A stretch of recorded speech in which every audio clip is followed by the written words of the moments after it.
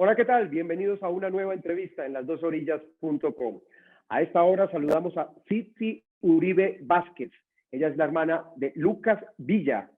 Todos recordarán el terrible episodio que sucedió hace cerca de un año en la ciudad de Pereira, en el viaducto, cuando estaba Lucas Villa en compañía de varios manifestantes en esta zona del país a raíz del paro nacional y de repente hombres armados dispararon contra la integridad de Lucas Villa, lo que provocó pues heridas que posteriormente le produjeron la muerte. Durante una manifestación pacífica, un sicario se acerca en una moto, que hay que especificar que fue una moto, donde le dispararon y trataron de ultimarlo, ¿cierto? En vista de que él tenía una platina en la columna, ¿cierto? En la parte de acá, él logra sobrevivir 5 días y al 10 de mayo a las 11:28 de la noche, él fallece.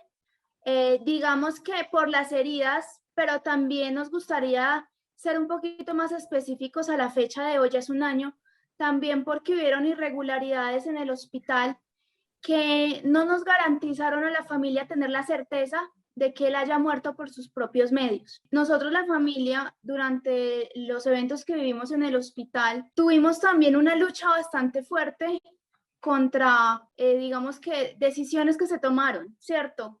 Tuvimos mucha resistencia para poder estar acompañando la vida de mi hermano durante el hospital.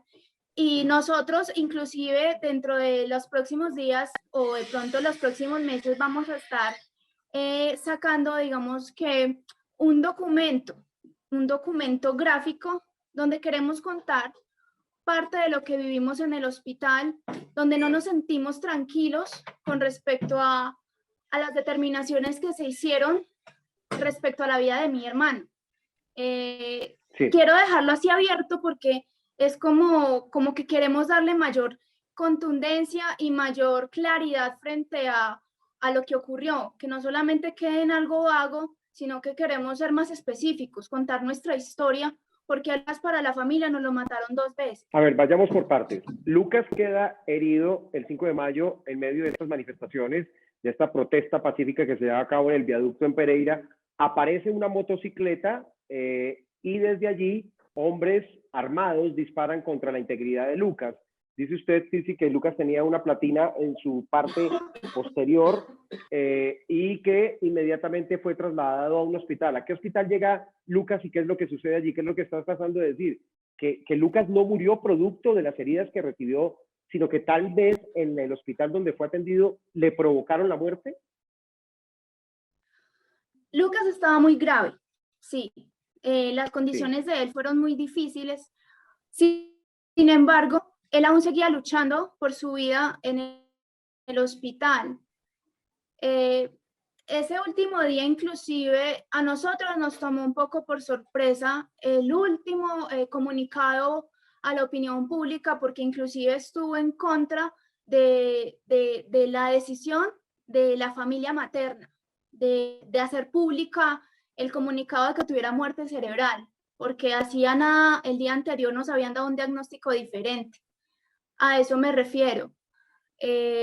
Donde a mi hermano consideramos que hubieron acciones que no dejaron que él simplemente se fuera por sus, digamos que su corazoncito hubiera dejado de latir ya solito, sino que quizás apresuraron o no permitieron que se continuara más allá de ese día, hace un año, y para nosotros fue muy traumático, porque todos los hermanos vivimos esa experiencia, sentimos que teníamos a todos y todo el mundo en contra en el sentido de la institucionalidad, el Estado, básicamente. El Estado sentimos que no nos protegió, a nosotros nos dio la fuerza, fue la gente, los colombianos, que al igual que nosotros sufrimos mucho. Él lucha por su vida luego de las heridas.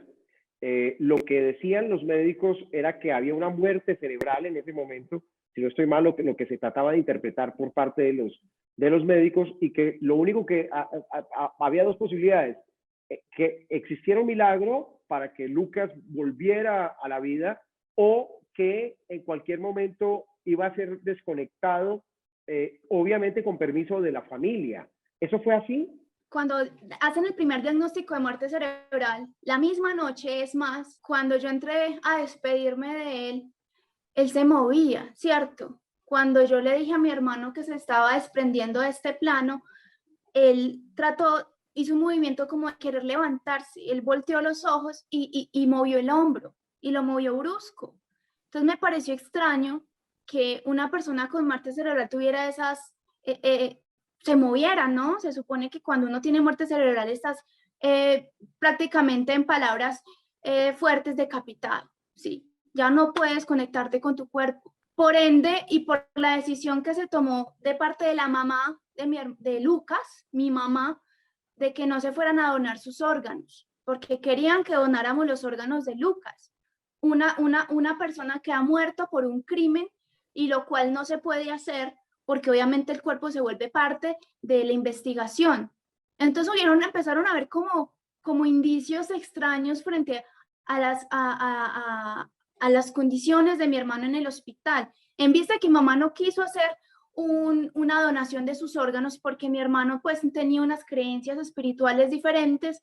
A él le dieron la oportunidad de estar 12 horas en la unidad de cuidados intensivos, y posterior a eso tuvimos 5 días donde él estuvo luchando por su vida, y que al final no se nos dio el tiempo para poder constatar de que efectivamente mi hermano tenía muerte cerebral, sobre todo porque un día anterior nos habían dicho que a mi hermano había la posibilidad de alimentarlo por el hígado, y había la posibilidad también de hacerle lo que es la traqueotomía, que es para la respiración. Eso nos lo dijeron un día antes de que cambiaran al médico que lo estaba llevando, al que lo estaba tratando. Entonces, la familia considera que a nuestro hermano, en vista de esas irregularidades, junto con otras, a mi hermano lo ultimaron en el hospital por decisiones que no estuvieron, digamos que, autorizadas por la familia materna. Sí, es decir, comienzan ustedes a ver ciertas irregularidades, primero lo de la donación de órganos, pero después también ustedes no autorizaron que se desconectara, o eso es lo que tratas tú de decir un poco, sí, sí. Digamos que en la lucha de la potestad de las decisiones de mi hermano entre la familia materna con la cual se crió Lucas y la familia paterna, que nunca había aparecido, la verdad, la primera vez que yo los veía en mi vida, también en el escenario. Digamos que con una poca disposición a luchar, digamos que por la vida de mi hermano. Así es. Difícil, pero así es. Al final, digamos que nos dijeron que no se podían tomar decisiones sin el consentimiento de la madre y el padre, y nos dieron la oportunidad, supuestamente, de tener una segunda o hasta una tercera opinión médica. Pero en vista de lo que ocurrió en el hospital, consideramos que no se nos dio el tiempo. No se nos dio el tiempo. No, a mi hermano nos dijeron que no se le iba a quitar el soporte vital, porque eso era inhumano, ¿cierto? Que eso no se podía hacer. Sin embargo, algunas situaciones dentro de las últimas horas de vida de mi hermano nos hacen llegar a la conclusión que se tomaron decisiones que llevaron a que él simplemente no viviera más. Sí, pero ¿quién tomó esas decisiones, Sidney? No sabemos, pero digamos que con la historia que es importante narrarla, digamos que de las voces que vivieron cada uno de los momentos, podamos, digamos que llegar quizás a establecer una hipótesis de lo que ocurrió con mi hermano en las últimas horas que estuvo con vida. Pero lo que tienen es certeza de que fue, digamos, si hubiera habido otro tipo de comportamiento médico, ¿Lucas estaría vivo en este momento? No sabríamos si él estuviera vivo, ahora él estaba muy grave, pero es importante que se empiece como a establecer una verdad frente a unas... Nosotros hemos preguntado si eso que vivimos en el hospital puede hacerse algún tipo de reclamo judicial, pero en vista de que las cosas que vivimos no tenían ningún sustento, no había ningún, digamos que algo que estuviera estipulado que se pudiera quebrantar, entonces para nosotros no solo nos queda contar la historia, y por eso no te puedo ser muy amplia, porque la historia no solamente está en mi voz, sino que está en la voz de mis hermanos que estuvieron acompañándonos. ¿Cuál es el hospital al que te refieres, en donde estaba Lucas? Bueno, él se encontraba en el Hospital Universitario San Jorge, aquí en la ciudad de Pereira. Es uno de los lugares acá en la ciudad que tiene, digamos que mejores equipos para tratar las condiciones en las que se encontraba mi hermano. Cuando él llega al hospital, los policías no llegan al lugar de los hechos, sino que simplemente llegan a la clínica cuando mi hermano entra y quieren retirarle los documentos para que no sea identificado. Fue porque un enfermero tuvo digamos que la destreza y la presteza de conservarlos y guardarlos porque querían tenerlo indocumentado dentro del hospital. No sabemos con qué intención y eso, o sea, tuvimos esa presencia de la policía solamente ahí. Sabemos que el CTI no fue a recoger o sea, no fue a acordonar la zona del lugar de los hechos para proteger las vainillas que quedaron después de los disparos. Las vainillas no aparecen por ningún lado y se logró recuperar una bala, porque todas las balas que impactaron en el cuerpo de mi hermano, que fueron más o menos 4 impactos de bala, al final todas se perdieron.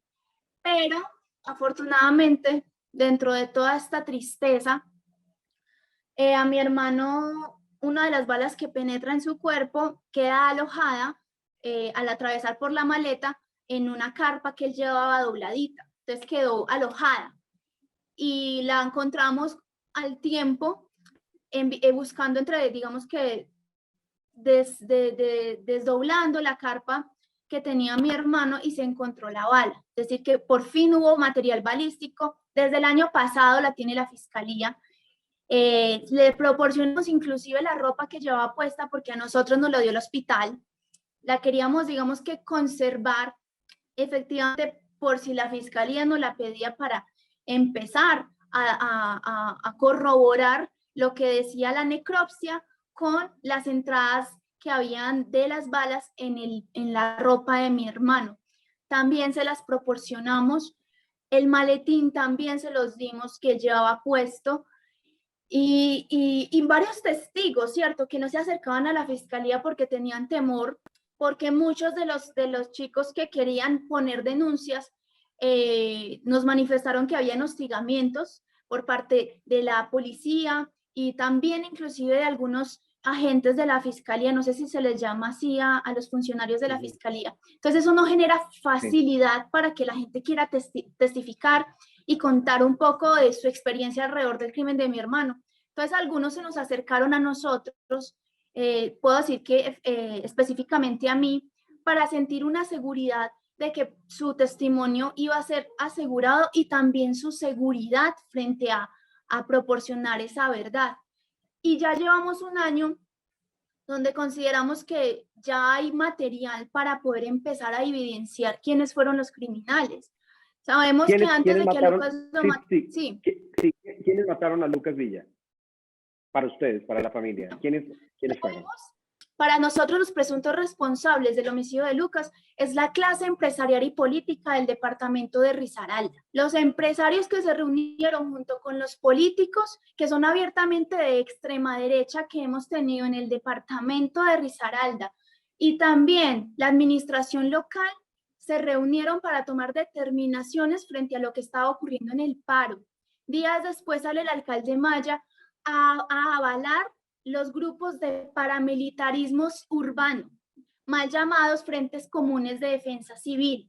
Y a los 2 días aparece un sicario asesinando a Lucas y disparando en el viaducto. Para nosotros, para la familia, la institucionalidad, el gran empresariado, porque igual no es todo, y la Policía Nacional es responsable del homicidio de Lucas. Además que ya han salido varios indicios cartas también de, por ejemplo, de Gustavo Petro frente a un comunicado donde se le hace una amenaza, pues, hay una amenaza de un atentado por los mismos funcionarios de la SIJIN que estuvieron vinculados en el asesinato de Lucas y que también manifiestan que están vinculados con la banda criminal Cordillera, que prácticamente ahora con lo que está ocurriendo en el país, con lo del Clan del Golfo, vemos que nunca se ha luchado contra la criminalidad, se han aliado y como dice el dicho, si no puedes con ellos, úneteles. Y eso ha hecho el Estado colombiano, se ha unido con la criminalidad para mostrarnos una falsa seguridad. Por ejemplo, lo que le decimos coloquialmente aquí en Risaralda, la paz paraca. La Paz y en Medellín también, donde tú tienes que como empresario o comerciante pagar una cuota para que te cuiden o para que ellos mismos no te hagan daño. Y ese modelo es el que mató a Lucas. Es el modelo que han vendido para que una falsa seguridad y una falsa democracia que realmente es un autoritarismo frente a la población civil. Ese autoritarismo que cuando empezó la gente a emerger y tratar de luchar por sus derechos, lo callaron con las balas y en este caso callaron a mi hermano con las balas. Estamos hablando sin duda, Citzi, de un crimen de Estado. Por un lado, unos autores intelectuales que tú denuncias, una clase empresarial, presunta clase empresarial, aliada con políticos y poder de la ciudad de Pereira, y otros los ejecutores en donde estarían miembros de la fuerza pública y los de la banda La Cordillera. ¿Es así? Sí. Sí, es más, para nadie es un secreto que el lugar donde empiezan digamos que la oficina aquí de Cordillera, tristemente es el municipio de Dos Quebradas. Eso es un secreto a voces.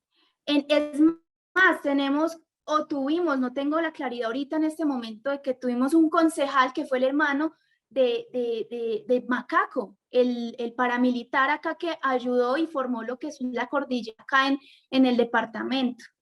Y andan campantes, sabemos que son criminales, que se mueven por la ciudad y simplemente la institucionalidad se sienta con ellos a como se dice que hizo el secretario de Seguridad de la alcaldía de Federico Gutiérrez, aliarse con ellos para que muestren resultados. Acá pasa igual, acá pasa lo mismo.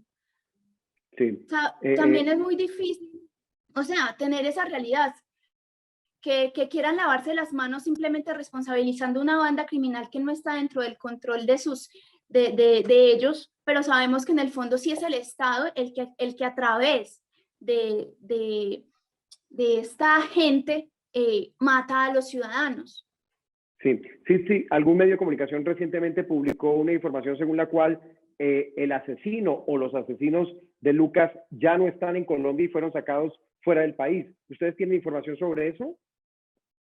Bueno, frente a ese comunicado lo hice público yo porque la familia hemos investigado, ¿cierto?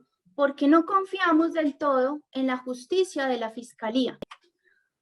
He seguido con la investigación, he seguido escudriñando y buscando los autores del crimen de mi hermano, porque no queremos que esto llegue a 10, 20 años sin encontrar resultados. Por eso se hace también presión mediática.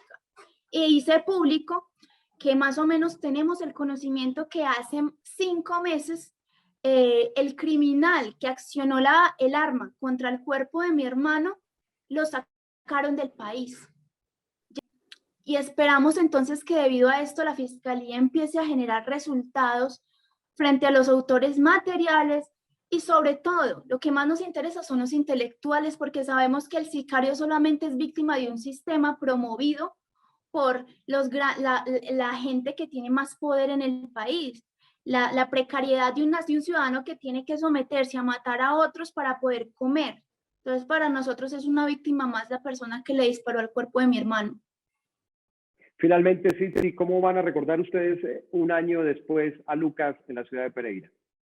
Pues mira que el 5 hicimos un homenaje, hicimos una velatón en el lugar de los hechos, se cerró más o menos por 3 horas el viaducto para estar en el lugar donde mi hermano cayó se dejó una placa con su rostro muy hermosa donde lo recordamos, y la verdad, la familia y específicamente yo quiero que el viaducto sea el viaducto Lucas Villa Vázquez y que lo recordemos porque fue el día en que quisieron callar la voz de un ciudadano lleno de amor y con ganas de que conociéramos la verdad.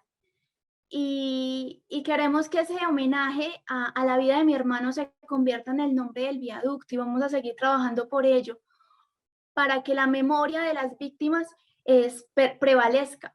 Entonces, ese día, el 5, hicimos un homenaje en su memoria. Las víctimas no tenemos sosiego hasta que aparezca el criminal, hasta que no se haga justicia. Mientras eso no ocurra, cada año, cada mes, es un sufrimiento que no se lo deseamos a nadie más. Y por eso seguimos con este proceso de resiliencia, que la gente recuerde, porque no queremos llorar más jóvenes, para que no haya más, como decía Carlos Pizarro, que no haya más muertes en primavera. Queremos es eso, la no repetición, porque de nada nos sirve de pronto que aparezcan los criminales, que sepamos quiénes son, pero vuelva y se repita, que se repita y que se repita, porque el dolor se revive. Estoy segura que a las madres de Soacha, los 11 ciudadanos o más de 11 que ya están saliendo a la luz, les duele igual esos falsos positivos que cuando ellos perdieron sus familiares. Nos duele cada una de las víctimas, estamos conectados tristemente por la tristeza y no queremos que hayan más corazones conectados por la misma experiencia. Pues ahí está, sí, eso es lo que deseamos todos, que haya claridad, que se haga justicia, que el crimen de Lucas Villa no quede en la impunidad, que se encuentren tanto a los autores materiales, pero también a esos autores intelectuales. Sí, gracias por esta entrevista, un abrazo y saludos a la familia.